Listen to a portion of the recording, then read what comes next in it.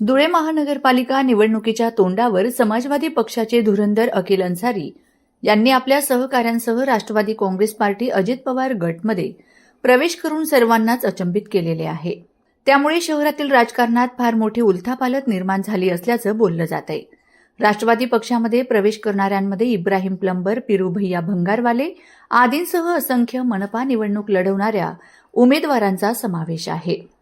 माजी आमदार फारुख शाह यांनी आपली राजकारणातील पकड व धमक दाखवीत जेव्हापासून राष्ट्रवादी पक्षात प्रवेश केला आहे तेव्हापासून शहरात पक्षाला बळकटी निर्माण केली आहे.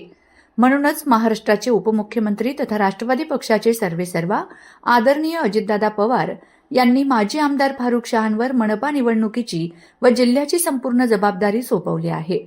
या पक्षप्रवेश सोहळ्याप्रसंगी माजी आमदार फारुख शहांसह माजी आमदार शरद पाटील, श्याम सनेर मुंदडा व इतर मान्यवर उपस्थित होते.